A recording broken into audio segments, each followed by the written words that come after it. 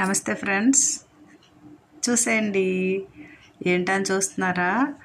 ఇవి బ్రెడ్ అప్పాలు, బ్రెడ్ చంద్రకాంతులు అండి. ఆ స్టైల్లో నేను చేశాను. చాలా టేస్ట్గా ఉన్నాయండి, మీరు ట్రై చేసేయండి.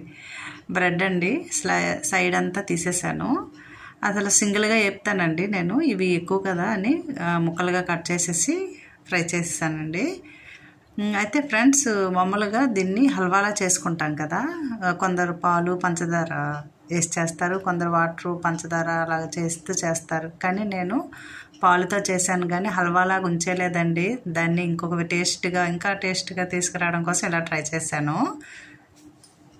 ముందు పొయ్యి అంటించి కళాయి పెట్టుకొని కొంచెం నెయ్యి యాడ్ చేసేసండి. యాడ్ చేసిన తర్వాత ఇవి పెద్ద ముక్కలు కాకుండా చిన్న చిన్న ముక్కలుగా కట్ చేసానండి. ఇంకా ఫ్రై చేసాను.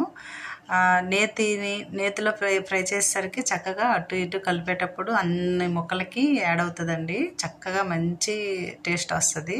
నేను వేపుతుండగా కొన్ని ముక్కలు తినేసేసానండి. అంత బాగుంటుంది. అలాగే అన్నీ ఫ్రై చేసేసి పక్కన పెట్టుకున్నాను. మళ్ళీ అదే ప్యాన్ని క్లీన్ చేసేసి అందులో షుగర్ వేసానండి.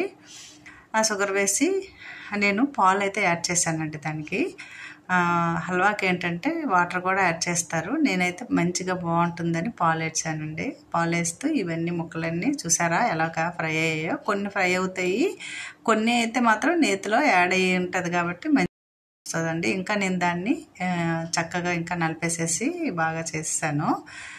ఇలా చేస్తూ ఉంటుంటే ఈలోపు పాలు ఇవన్నీ సైడ్ పొయ్యి మీద అవి మరుగుతూ ఉన్నాయండి. చక్కగా అలాగా కొంచెం పిండిలా చేసేసాను.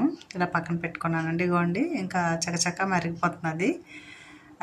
ఏం పాకమేం రావసరం లేదండి. కొంచెం మరిగాక శుభ్రంగా కరిగిన తర్వాత పంచదార అంతా ఈ ముక్కలు అందులో వేసానండి. వేసిన తర్వాత ఒకసారి అటు ఇటు కలుపుకుందాం. మొత్తం స్మాష్ అయిపోతుందండి, చక్కగా మెత్తగా అయిపోతుంది. ముక్కలుగా అస్సలు ఏముండదు. మీరే చూసేయండి ఫ్రెండ్స్, తప్పకుండా ట్రై చేయండి. మీరు తింటారు, అప్పుడు అంటారు ఓహో బ్రెడ్ అని ఇంత దినగా ఇలాగా చేసుకోవచ్చని.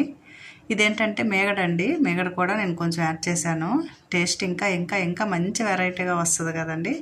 యాడ్ చేశాను. సరే లాస్ట్ అయిపోయింది, దగ్గరికి అయిపోయిందని దాన్ని వేసి అటు ఇటు ఒకసారి కలబెట్టేశానండి. చక్కగా కొంచెం యాలకుల పొడి వేసుకున్నానండి. స్మెల్ మంచిగా ఉంటుంది. డ్రై ఫ్రూట్స్ ఏం యాడ్ చేయలేదండి.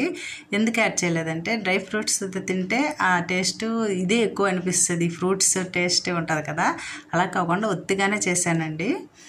చూసారా ఎలాగ ఉండగట్టిందో. అలా కూడా తినేయచ్చు, ఇంకా స్టాప్ చేసి ఇవ్వచ్చండి. కానీ నేను అలా చేయలేదండో. ఈ పిల్లలు వెరైటీగా ఉంటే కదా తింటారు మంచిగా అని చక్కగా దాన్ని ఒక ప్లేట్లో నెయ్యి రాసేసి అందులో దీన్ని పెట్టి రౌండ్గా దగ్గరికి చేశానండి.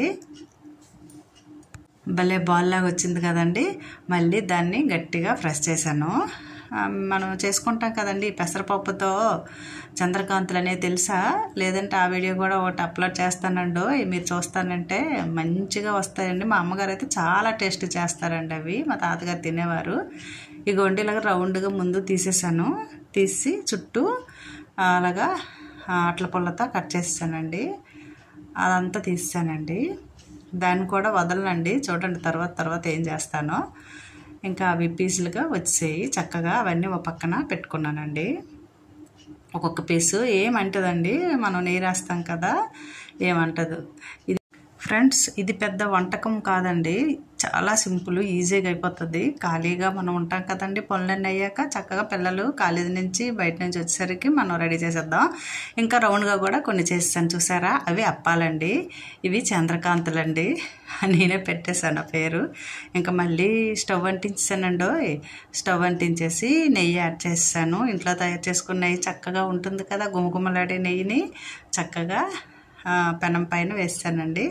వేస్తూ ఒక్కొక్కటి కొంచెం సిమ్లో పెట్టుకుందామండి. ఒక్కొక్కటి అలాగా వేసాను మొత్తం చుట్టూ అలా వేసుకున్నాను. లైట్గా మనం చూసారా ఏంటది అంటారు, ఒబ్బట్లు కాలుస్తాం కదండి, నెయ్యి వేసుకొని అటు ఇటు వేడి చేస్తాం. అలాగేనండి సేమ్. ఇంకా చక్కగా అటు ఇటు కలుపుతూ చక్కగా రెడీ చేస్తానండి. చూసారా ఆ కలర్ వస్తున్నాయి. ఇంకా మంచి కలర్ రావాలి. ఇంకా అలాగా మంచి కలర్ వచ్చే వరకు నేను అలాగ అటు ఇటు తిప్పానండి. తక్కువ వేయండి.